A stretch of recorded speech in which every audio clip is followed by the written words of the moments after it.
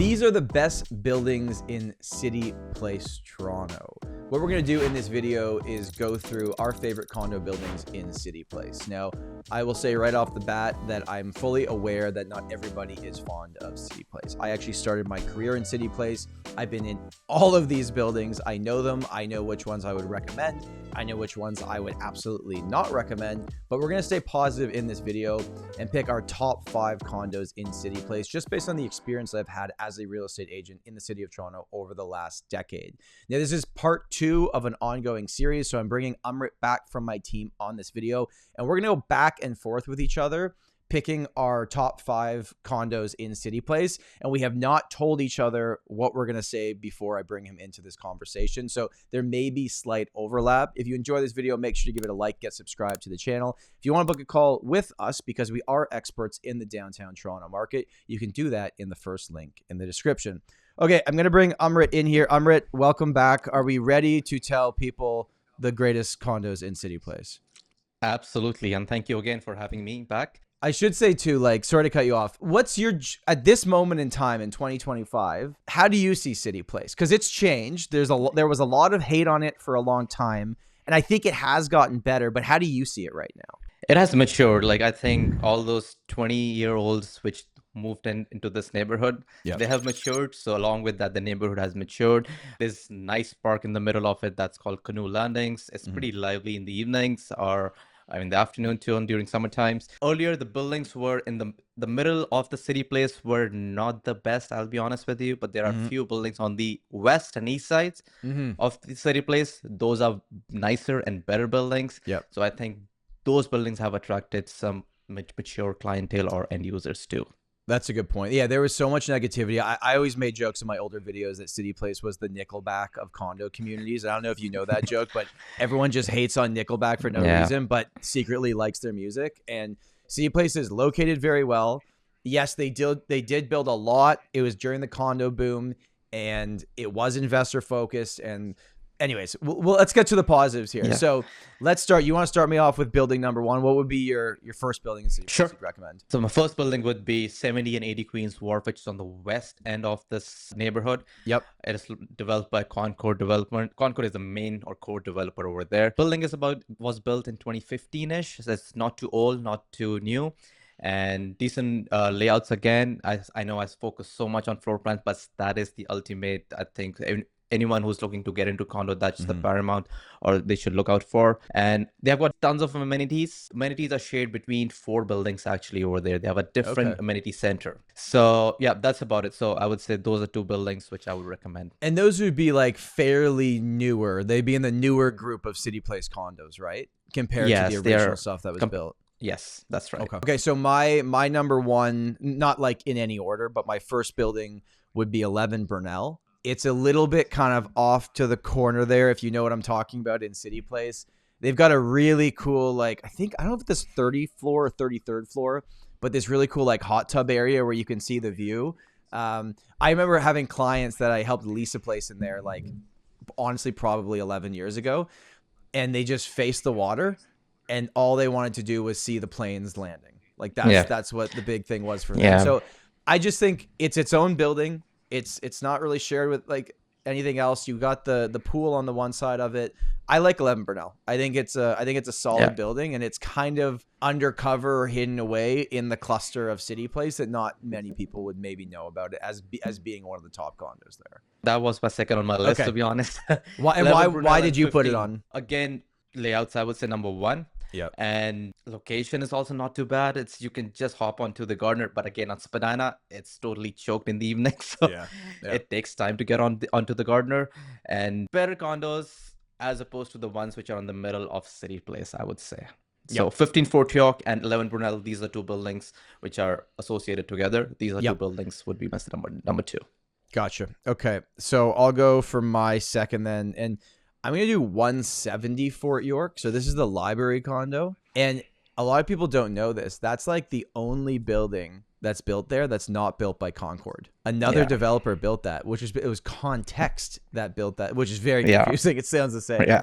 But that's one of those things when we talk about like development fees are outrageous and and what do they actually go to and things like that. It's supposed to be going towards things like the park that they did, and the fact that the library building legitimately has a public library attached to the side of it, right? We've had a few people that have lived there over the years. Like, yes, not the biggest layouts. It was built during the investor boom when smaller floor plans happened. But if I were to look at CityPlace and go like, if I were to move there, what would be my top 5 potential buildings? I think this would fall into it. So that would be my number 2. My number 3 would be, I'm going to go further east of Spadina. That is 3 Navy Wharf and 35 Mariner and 5 Mariner, basically Harbor View Estates. These buildings are again built in 2015-ish, give and take. And one fact is the maintenance fees are reasonable. And at the same time, everything is inclusive in those maintenance fees. That heat, hydro, water, everything is inclusive, which is, when I show it to my clients, they like that. Especially if someone who's an investor, they prefer that too. And you get good rental yield in those buildings. And as well as I've seen many end users living in that building. So it's a good mix, but obviously more towards renters, I'll be honest with you. Yep. But in CityPlace, those are one of the few good buildings I would vouch for in those, and decent floor plans too. And you've got, and then I think 10 Navy would be the other one, like the 4th one that's in the corner there. And then they share that like super center, like, is that what they call it? The super something? Super center, I forgot. Is that what it's called? But yes, somewhere on those lines. They have a bowling alley over there. Yeah, they got like a track you can run around. They got everything in there. Yeah. So like they've got tons of amenities, but still maintenance fees are reasonable because there are 4 towers with so many units in those.